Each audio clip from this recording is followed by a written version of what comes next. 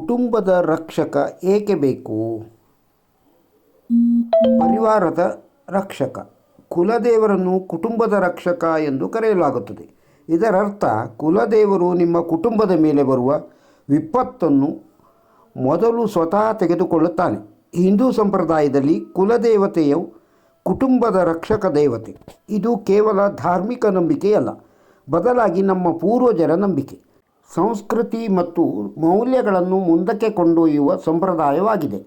ಕುಲದೇವರನ್ನು ಕುಟುಂಬದ ರಕ್ಷಕ ಎಂದು ಪರಿಗಣಿಸಲಾಗುತ್ತದೆ. ಅವರು ಸಂತೋಷ, ಸಮೃದ್ಧಿಯನ್ನು ನೀಡುತ್ತಾರೆ ಮತ್ತು ತೊಂದರೆಗಳಿಂದ ರಕ್ಷಿಸುತ್ತಾರೆ.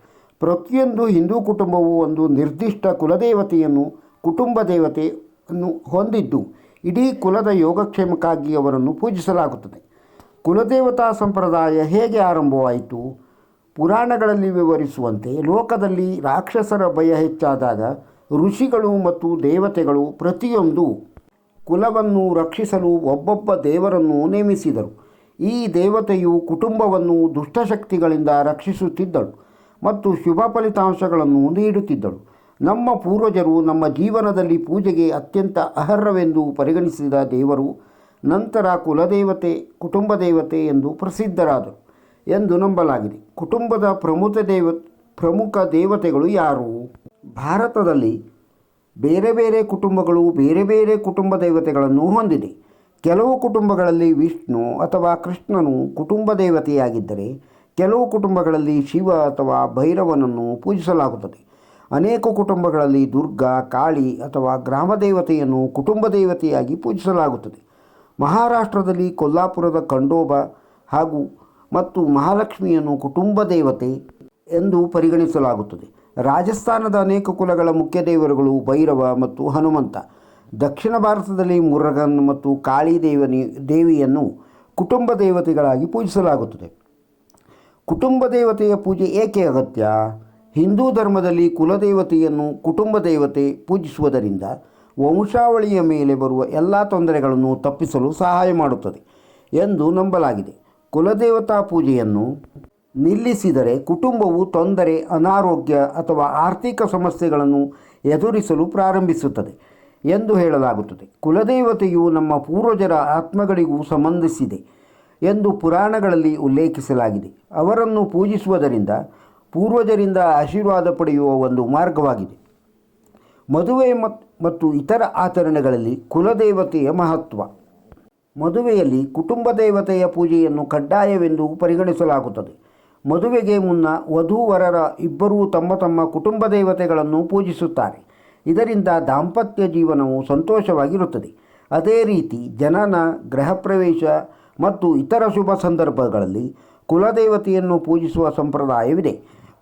ಕುಲದೇವತೆಯ ಅನುಮತಿ ಇಲ್ಲದೆ ಯಾವುದೇ ಶುಭ ಕಾರ್ಯವನ್ನು ಅಪೂರ್ಣವೆಂದು ಪರಿಗಣಿಸಲಾಗುತ್ತದೆ. ಕುಲದೇವತೆಯನ್ನು ಹೇಗೆ ಪೂಜಿಸಲಾಗುತ್ತದೆ?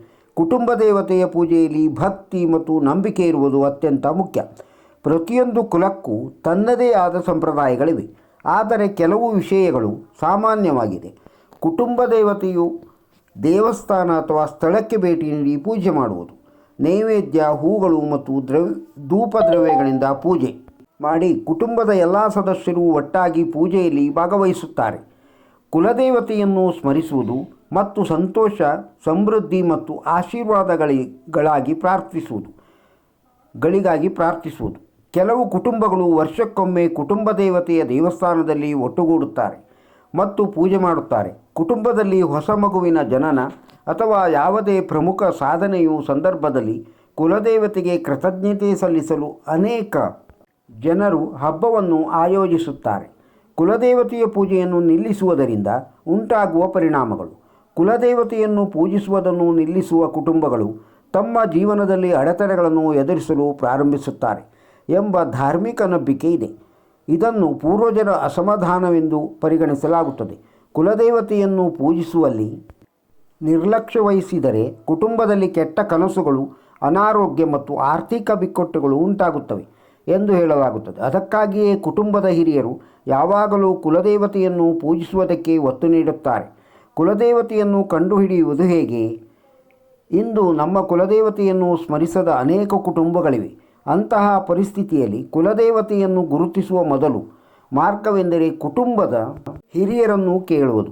ಕೆಲವು ಕುಟುಂಬಗಳಲ್ಲಿ ಕುಲದೇವತೆಯನ್ನು ಹಳೆಯ ತಾಮ್ರದ ತಟ್ಟೆಗಳು, ದೇವಾಲಯದ ದಾಖಲೆಗಳು ಮತ್ತು ಗೋತ್ರ ಸಂಪ್ರದಾಯದ ಮೂಲಕ ಗುರುತಿಸಬಹುದು. ಹಲವು ಬಾರಿ ಕುಲದೇವತಾ ದೇವಾಲಯಗಳು ಹಳ್ಳಿ ಅಥವಾ ಸ್ಥಳೀಯ ಸ್ಥಳಗಳಲ್ಲಿ ಇರುತ್ತದೆ. ಕುಲದೇವತೆಯ ಮಹತ್ವ. ಕುಲದೇವತೆಗಳು ಕೇವಲ ಧಾರ್ಮಿಕ ಸಂಪ್ರದಾಯವಲ್ಲ, ಅವರು ನಮ್ಮ ವಂಶಾವಳಿಯ ರಕ್ಷಕರು. ಈ ಸಂಪ್ರದಾಯವು ನಮ್ಮನ್ನು ನಮ್ಮ ಬೇರುಗಳೊಂದಿಗೆ ಸಂಪರ್ಕದಲ್ಲಿರಿಸುತ್ತದೆ ಮತ್ತು ನಾವು ನಮ್ಮ ಪೂರ್ವಜರ ಪರಂಪರೆಯನ್ನು ಮುಂದಕ್ಕೆ ಸಾಗಿಸುತ್ತಿದ್ದೇವೆ ಎಂಬುದನ್ನು ನೆನಪಿಸುತ್ತದೆ. ಕುಲದೇವತೆಯನ್ನು ಪೂಜಿಸುವುದು ನಮ್ಮ ಜೀವನದಲ್ಲಿ ಸ್ಥಿರತೆ, ಶಾಂತಿ ಮತ್ತು ಸಮೃದ್ಧಿಯನ್ನು ತರುವ ಒಂದು ಮಾರ್ಗವಾಗಿದೆ. ನಾವು ಎಷ್ಟೇ ಆಧುನಿಕರಾಗಿದ್ದರೂ ನಮ್ಮ ಬೇರುಗಳನ್ನು ಎಂದಿಗೂ ಮರೆಯಬಾರದು ಎಂದು ಅದು ನಮಗೆ ಕಲಿಸುತ್ತದೆ. ಕುಲದೇವತೆಯ ಅನುಗ್ರಹವು ನಮ್ಮ ಜೀವನಕ್ಕೆ ಸರಿಯಾದ ನಿರ್ದೇಶನವನ್ನು ನೀಡಲು ಯಾವಾಗಲೂ ಸಹಾಯ ಮಾಡುತ್ತದೆ. ಈ ವಿಡಿಯೋದಲ್ಲಿರುವ ಮಾಹಿತಿ ನಿಮಗೆ ಇಷ್ಟವಾಗಿದ್ದರೆ ಒಂದು ಲೈಕ್ ಕೊಡಿ, ಇದನ್ನು ಇತರರಿಗೂ ಶೇರ್ ಮಾಡಿ. ನಮ್ಮ ಚಾನಲ್ಗೆ ಇನ್ನೂ ತನಕ ಸಬ್ಸ್ಕ್ರೈಬ್ ಆಗದೇ ಇದ್ದರೆ ಸಬ್ಸ್ಕ್ರೈಬ್ ಆಗಿ. ನಮಸ್ಕಾರ.